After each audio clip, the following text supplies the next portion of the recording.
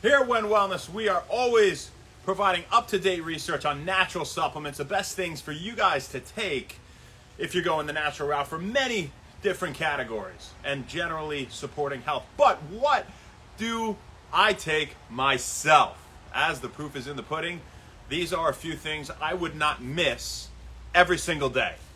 So first I'll give you the list and then we'll talk about all of them for all you that just want to hear the list. A multivitamin, of course, right? Omega-3s, curcumin, ashwagandha, vitamin D, and creatine are 6 things that I take every day. So let's talk about why. So a multivitamin, naturally, get as many of your micronutrients as you can from food, your vitamins and minerals, but we don't always eat a colorful enough plate or plates throughout the day to get all these micronutrients. So it doesn't hurt to take something that will help you pick up the slack, has these trace minerals, has some magnesium in it, has vitamin C in it, in case I don't eat my bell peppers or citrus fruits or kiwi or any, whatever, a bunch of things have vitamin C. But to prevent deficiency, right, more so than providing some superior benefit, right, for any sort of performance enhancing purpose, I take a multivitamin, okay, to be safe and try to cover all my bases alongside diet. Omega-3s, 3 grams of combined EPA and DHA in a day has been shown to improve joint health, right, support joint mobility and fluidity, help even maybe to relieve joint pain, right, something that is good for your brain, something that is good for your heart. So, omega-3s are huge. I take 3 grams of combined EPA and DHA per day because less than that, especially 2 grams or less, is what they'll use in all these studies that have shown omega-3s to fail for many of the aforementioned purposes, right? And they were designed to fail. They were funded by companies that either compete with omega-3s or make, pharmaceuticals, things of that nature, whatever the conflict of interest is. That is a typical issue that you'll see in trials where omega-3s have failed. So 3 grams is what you want. Either I would take that or maybe not even take it, all right? But if you get a lot of fatty fish, salmon, mackerel, tuna, herring, sardines, anchovies, stuff like that, then that's great. You're getting a lot of omega-3s. If I had a lot of fish that day, maybe I won't take quite as much or even any if I had a real lot of fish. But I typically take those every day. So those are 2 of them. Curcumin, I take 500 milligrams 3 times a day, combined with 20 milligrams of piperine 3 times a day in one supplement I get on Amazon. And curcumin, so again, 1,500 milligrams a day, should be standardized for 95% curcuminoids. Those are the compounds in curcumin responsible for providing the benefits such as reducing inflammation, improving joint mobility, relieving joint pain, just really great for you overall, right? So the inflammation reduction is one of the major reasons that I take it, and for my joints. I work out a lot, right? So absolutely important to get your curcumin if you're looking for a powerful anti-inflammatory. I should have said extra virgin olive oil on this list too, but it's not a supplement. I'll do a day on the foods I try to get every day as well, or at least every few days to make sure that I'm not deficient in anything, right? My body's functioning optimally. But curcumin is an absolutely fantastic one, not too expensive either. Love it. So multivitamin, we had omega-3s, we have curcumin, we have creatine. I'll probably save for last because there's a lot to talk about with creatine. So what else was I saying? Vitamin D. Vitamin D. We talked about yesterday for gingivitis, right? Helping to reduce symptoms in a dose-dependent manner. People that had more, up to 2,000 IU, had reductions in symptoms quick as 30 days, whereas those who had just 500, it took about 90 days. But benefit in people that had ample amounts of vitamin D. They had adequate levels. There was 20 to 60 nanograms per deciliter on average is what they had. Less than 12 nanograms per deciliter would characterize a deficiency of vitamin D, and 20 to 50 is normal. So they had normal levels, and it still benefited them. So either that daily intake is too low, or more can still help you in terms of vitamin D. We said combine it with vitamin K because it does support calcium absorption. You want it to go into your bones. K2, more specifically menaquinone, either K4 or K7, and you'd like it at a ratio of 45 micrograms to 25 micrograms of K2 to vitamin D. So especially that holds true for people that take large doses of vitamin D. I don't get enough sun every day, right? So I want to make sure that I get vitamin D. That's the best source, is the sun. You find it in some foods like salmon is, I believe, probably the highest, at least one of them. Egg yolk, you'll find it. You find it in foods that are fortified. You'll find it in mushrooms that they put under the sun with the gills up, right? We talked about the shiitake mushrooms that went from 100 IU to 50,000 IU in just 2 days. They cut them and they put them with the gills up, which is important because it absorbs the vitamin D better from the sunlight, create more vitamin D in the mushroom. They did that in just, 6 hours a day for 2 days. So pretty wild. Now, in terms of how much vitamin D to take, you could have the weekly dose, 50,000 IU, or you could have a daily dose of no less than, I say, 50 micrograms. I think should suffice for pretty much everyone. If you're African American, maybe you can even have a little bit more than that. Try to get it combined with vitamin K2, okay? Most heralded for bone health and immunity. We talked about gingivitis, but really best known for bone health and immunity. Also important for your hair, your skin, your teeth, your hormones, right? Your mood. So vitamin D is an absolutely big one that I would not skip either, guys. So we have our multivitamin. We have vitamin D, omega-3s, curcumin, ashwagandha. Ashwagandha is absolutely fantastic for helping your body to better deal with stress and anxiety in the future. I'm not an inherently anxious person, nor do I feel stressed. I just address what's in front of me, and I try to do the best that I can, right? And be present, which is a cure for a lot of stress and anxiety, right? Are mindfulness techniques where they have you be attentive to what you're doing, whether you're walking through a forest and observing. That's also being in nature and getting fresh air too, right? But throwing a ball up and down on your back, squeezing a stress ball, focusing on your breathing, anything that you're doing where you have to be present typically will help you to relieve stress in itself. But ashwagandha is an adaptogen, an adaptogenic herbs. Other examples would be something like rhodiola rosea root or Panax ginseng is probably the best known example, are things that will help you better deal with stress and anxiety in the future. And you really do feel relaxed when you have an adaptogen. I can really vouch for that, So I felt a very tangible effect from that. I've tried other adaptogens, and ashwagandha might be my top one. Now I take it standardized for 35% with analytes, okay? And those are the bioactive compounds responsible for providing that benefit that we're getting from ashwagandha. It's also good for helping your body regulate blood sugar, reducing triglyceride levels and cholesterol, things of that nature, reducing cortisol levels in itself in general, which is, the stress hormone, of course.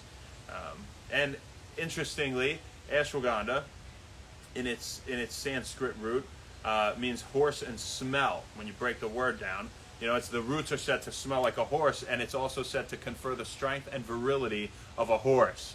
So I love stuff like that, historically, and it's the king of Ayurvedic herbs, right, as they call it. So ashwagandha is a very good one.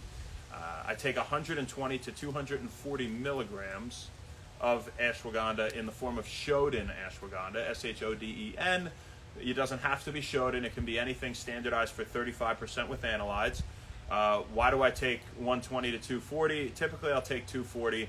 240 to 600 in a day, that is milligrams, has also been shown to potentially increase testosterone levels, which ain't never a bad thing. So, I'll get the reduced stress and anxiety and these other benefits. Reduced inflammation, right? Inflammation is associated with near every chronic disease. Fish oil helps to reduce inflammation too.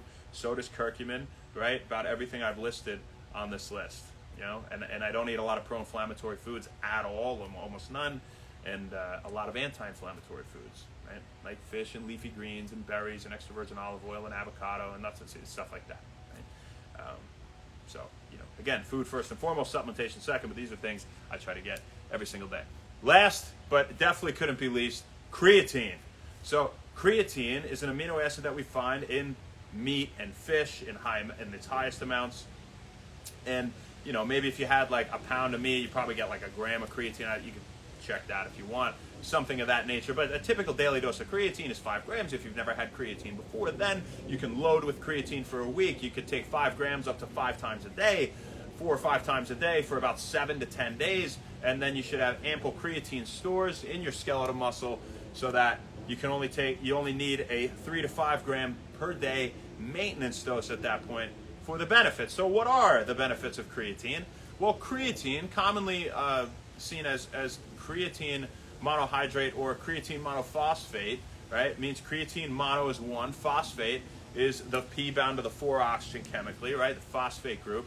And what it does is it's involved in an energy pathway where it donates that phosphate group to ADP, which is adenosine diphosphate. Di is 2, and it converts it into adenosine triphosphate. Tri is 3, right? So it gave it that phosphate. It makes total sense. Gave us more ATP. That's the universal energy currency in the body, right? It's the major stored form of energy in the body.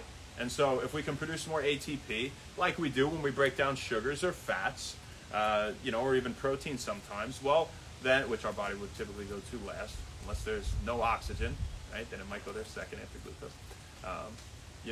Then that's a good thing, right? Not to have energy, not just for thought, but for physical activity, of course. And so it's no surprise that creatine can enhance not only physical performance, but also mental performance. And this has really come in as of late, in recent years, where, they'll start to give creatine to the elderly now. They'll give a lot of people creatine. And creatine got a bad rap for a long time that it was no good for your kidneys and you need a ton of water and all. So let's debunk those myths. There are no harmful effects of creatine on your kidneys unless you had something like chronic kidney disease, some serious kidney dysfunction, kidney failure, as a lot of other things that are also good for you would not be good for you, right? Like having high amounts of protein and whatever. So creatine not only provides energy in what's called the phosphagen pathway, the one that we just described, which, by the way, your body will utilize before even going through glycolysis, or lysis is the breakdown of something. Glyc is referring to glucose, right, or glycogen, and so really it's glucose here. Glycogen could be broken down into glucose, which will go through glycolysis. But breaking down glucose or sugar for energy is glycolysis, and before that we'll go through the phosphagen pathway, where we go through this creatine pathway of it donating this phosphate group, and then a creatine kinase will put that phosphate back onto creatine, and then a creatine phosphatase will cleave it off and put it on ADP, and it'll just keep recycling until we're out of creatine. Right? And so we can store creatine in our body, and we do produce some of it, a little bit. We can store it in skeletal muscle, and this energy pathway happens first. So what does that mean? It means when we're working out, when we're thinking, especially if you don't have a lot of glycogen stored glucose and sugar, we have something that can help us pick up the slack, both mentally and physically, in terms of providing energy, right? And so this nootropic, ergogenic, if you will, is definitely a great thing for almost everyone in the regard of giving you sustained energy, sparing glycogen stores. When we run out of creatine, then we can go to our glycogen stores, giving you more stamina and endurance to think and physically act. One big thing about creatine is why we're talking about it last. Another one, now they say you need a lot of water when you drink creatine, and that is true. That's because creatine, but not to the degree that people typically think. Creatine is an osmolyte. So another osmolyte would be betaine, trimethylglycine, something you find in beetroot, right? People take beetroot powder now. And what an osmolyte does is, well, osmo is water, right? And so it supports the absorption of water into our cells. Now, if our cells are well hydrated, they're typically going to function better. We all know that if we drink a little bit more water, we're probably better off in terms of our functioning, right? In simple. And so it hydrates cells, helps them to function better. And by doing this, it's taking a lot of the water, right, that we're taking in. So maybe you do want to have a little bit extra water if you're having creatine. I typically drink a lot of water anyway, so that was never an issue for me. I think most of us should be trying to get about a gallon a day, right? And you just want to be careful not to have too much water, which is typically not the problem for us. Almost everybody is not having enough, because then you can have hyponatremia, right? And hypo is less, and natremia, natra is NA2, that's the sodium. Emia would be the blood, right? So, less sodium, less of an electrolyte because we've diluted it too much with water. If you had way too much water, like 3-4 gallons a day, something crazy, then, I don't want you guys to think you should be drinking that much. But, if you could get your gallon of water in every day, I think you'd be pretty okay with that 5 grams of creatine, okay? Which is, again, a typical maintenance dose, 3 to 5 grams per day. So, as an osmolyte, additionally, it supports the growth and differentiation or division or proliferation of muscle cells. And this is one reason that it supports muscle growth. There are a few we'll talk about. And so it supports the production of satellite cells, which are immature cells that become myonuclei. And these myonuclei, these immature muscle cells, they become more mature myotubes, right? They differentiate, they divide into them, they become them, and then those divide into more muscle cells, and your muscles grow, right? And so that's a great thing, right? Other things that promote that are something like exercise. You know, maybe when we release a lot of growth hormone, something like that can happen, right? And more testosterone, things of that nature. But creatine is proven to do that mechanistically, okay? It also promotes the release of IGF-1, insulin-like growth factor 1, and this is associated with increases in growth hormone. This is something that promotes the influx of amino acids, or the building blocks of proteins, into our skeletal muscle, right? Why do I say skeletal? Well, skeletal muscle is really what we're talking about. We talk about working out. Smooth muscle would be like arteries, digestive system, stuff like that, right? So muscle, your muscles as you know it, right, are absorbing more amino acids now, have increased levels of IGF-1, supports muscle growth when you take creatine as well. Now, fascinatingly, there's something called myostatin that creatine inhibits as well, at least partially. Myostatin, it's starting to rain, we're going to be brief here, is a muscle cell proliferation inhibitor. So, in other words, myostatin inhibits or blocks or stops the dividing of muscle cells, the proliferation and growth of muscle. So if you were to block that, which they have done biologically in experiments in mice, they create these like Hulk mice, where the muscles just grow and grow and grow and grow and grow, right? And that wouldn't be good to do ubiquitously throughout the body. You would never want your heart to get that big or anything like that, you know, right? They're not natural, and it's a crazy load on the body. But creatine naturally does that to a modest degree, and a degree that's also substantial enough to support sustained muscle growth. It's really, really an amazing supplement, creatine. And so those are a few reasons that I take it, you know, and it does other things too. But those are some of the bigger things, some of the major benefits of creatine. So if you're late to the party, 6 supplements that I take every day are curcumin combined with piperine, 1,500 milligrams of curcumin combined with 60 milligrams of piperine divided in 3 doses per day. 3 grams of combined EPA and DHA in the form of fish oil, omega-3s per day. A multivitamin. And we'll talk about what a good multivitamin one day. It's a lot. Creatine, as we were just saying, right? Ashwagandha is another one that I personally love, and that's something that really helps you with stress, especially if you're somebody that suffers from that. And vitamin D was the other one. Right? So that's what we got for you guys today. Happy birthday, Kurt Siemsen. Happy birthday, brother. I'm going to get out of the rain really soon. But I hope you had a fantastic day. I hope you have a great day. I hope it's not raining wherever you're at, and you go party and you go enjoy yourself. And, you know, maybe now you got some new supplements to add to this New Year list, at least the New Year for yourself, that are good for you and, you know, will help you to feel great and function the best that you can. And love you, man. I want you to know this one's for you, so I'll see you soon. Happy birthday. It's your day in the book of One Wellness. Who do we got on here? Ben Gross, Blondie Bob, Black Panther, Jay Fit, Veggies and Boy, OB Guy. All right, Usator, Mr.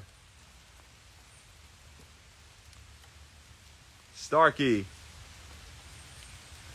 Detox enemas. Let me do a day on that. Let me do some more research. I can't say enough. Some of these detoxes I'm not huge on. You know, a lot of them they just deplete you of nutrients, right? For an extended period of time, and albeit fasting is healthy, some people are really extreme and they'll have just like watermelon juice for like weeks or something crazy. So there are a lot of caveats to that. So I don't even want to. Let me do a day on detoxes. I think that's a pretty good day. There's a lot. What's up, Mr. Jamie, Randy, Maria? We're starting to walk inside.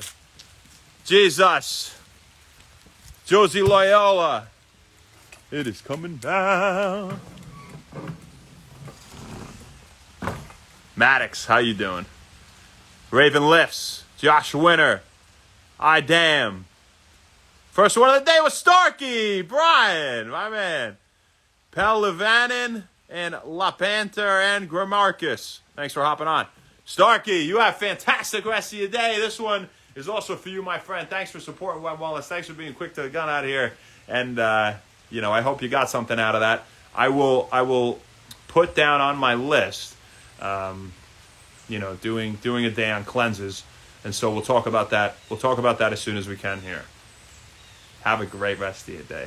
Thank you guys so much. That's all we got for you, folks. We'll see you tomorrow, baby. Not sure where, not sure when, but we'll see you then. Enjoy your Sunday. Thanks so much. And happy Wellness. Have a great one.